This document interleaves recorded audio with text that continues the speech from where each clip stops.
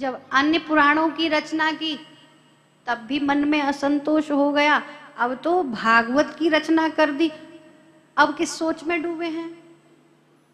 व्यास जी महाराज को फिर सोच हो गया, अरे अब तो भगवान की दिव्य कथा रच गई, अब तो नहीं नहीं, ये पहले जैसा विषाद नहीं है, ये पहले जैसा असंतोष नहीं है, अब तो दूसरी तरह की चिंता है कि सामग्री तो तैयार हो गई है, ग्रंथ तो रच दिया, लेकिन अब ये जनमानस तक, जन जन तक, हर भक्त के हृदय तक कैसे पहुंचे, इसका प्रचार प्रसार कैसे हो। कौन ऐसा कृष्ण का प्यारा, कौन ऐसा हमारी श्री जी का कृपा पात्र है, भगवत भक्त है, जो ठीक ठीक भली प्रकार से इसको प्रचारित प्रसारित करे। इस चिंता में बैठे, अब किसको बुलाया जाए। ध्यान आया पूर्व में आप श्री के जो पुत्र हैं, व्यास पुत्र भगवान शुकदेव, कोई ऐसा ही होगा जो संसार की माया से परे हो, पूर्व में जिनका जन्म नाल छेदन भी नहीं हुआ, ऐसे शुकदेव प्रभु स्वयं भगवान के मूर्तिमान रूप हैं, जो पहले ही वन में विलीन हुए, माया से परे दिगंबर स्वरूपधारी। ऐसे शुकदेव की याद आई। व्यास जी महाराज ने कहा अपने शिष्यों से, जाओ जाओ, शुकदेव वन में होंगे, उन्हें बुला कर लाओ। कैसे बुलाओगे? बोले ऐसे तो आने वाला नहीं है, क्योंकि वो तो संसार में सबसे विरक्त है, वह इस संसार से विरक्त है,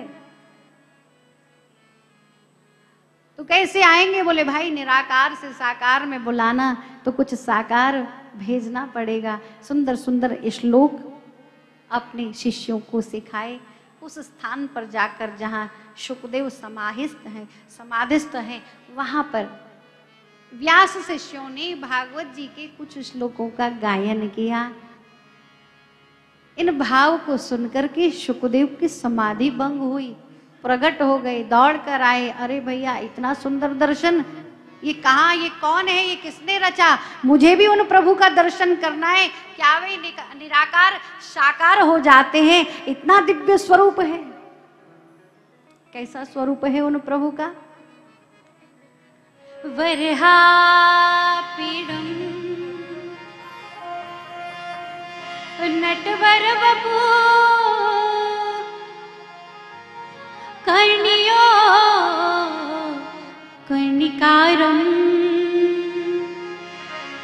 बिभ्रद वास कनक कपिशम वैजयंती चमा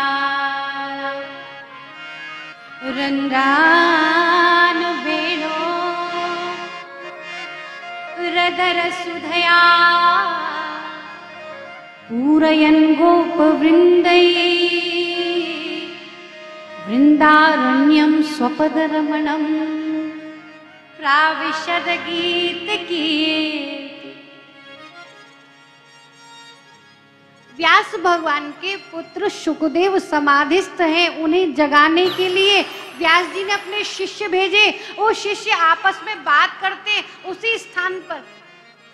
अरे अरे भैया देखो देखो, कितने सुंदर नटवर का वेश धारण किए हमारे लाडले प्यारे प्रभु, गोप ग्वालों से घिरे वृंदावन की पावन रज रेणु पर सुंदर जिन्होंने मयूर पिछ धारण किया हुआ है, सुंदर सुंदर चंदन जिनके लगा, केशर चंदन केशर तिलक धारण किया हुआ है, वैजयंती की दिव्य माला जिनके ग्रीवा को सुशोभित करती है, छोटे छोटे हाथों से सुंदर सुंदर बांसुरी के छिद्रों पे जिनकी अंगुलियां नर्तन करती है, ऐसे लाडले प्रभु चले जा रहे हैं इस वृंदावन की रज के ऊपर,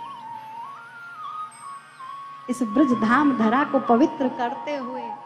ऐसे हमारे प्रभु जिनकी कीर्ति का गान करते गोप ग्वाल कभी थकते नहीं हैं। हमारो कन्हैया, हमारो लाला कन्हैया, बोलो बाल कृष्ण लाल की जय। बार बार अपने कन्हैया की जय जयकार करते वो झांकी, वो मनोहर झांकी चली आ रही। एक बार तो लगा सुखदेव जी को कि बालक तो ऐसे ही कौतूहल करते हैं, सजते संवरते हैं। बोले नहीं नहीं, कोई बालक होगा। बोले ये साधारण बालक नहीं है, ये तुम्हारा वही निराकार है ना, जो अब ईश्वर वही साकार रूप भर करके यहाँ क्या ये अपनी नटखटी लीलाएं भी करता है कि कुछ करुणा कुछ कृपा भी करता है। बोले कृपा, अहो वकील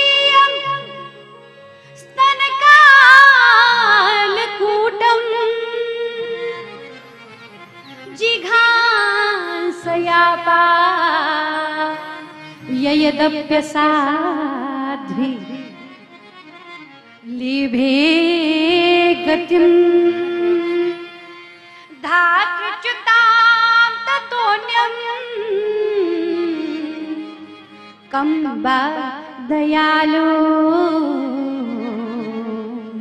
शरणं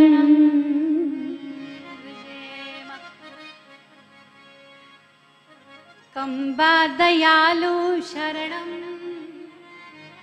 हे गोपाल। अरे भैया, जानते हो भयंकर पूतना राक्षसी अपने स्तनों में विषलेपन करके आई थी। इसी कृष्ण को मारने के लिए, छोटे से दुधमुहे बाल कृष्ण को मारने आई थी। वो मारने के लिए आई थी, ऐसा घृणित कर्म करने। लेकिन ऐसी उस राक्षसी को, उस बाल घातिनी को भी जिन्होंने परम दिव्य गति प्रदान करी है, माता जैसी सदगति प्रदान करने वाले परम दयालु, कम बा दयालु शरण, कौन ऐसे कृपालु प्रभु की शरण आना न चाहेगा भला।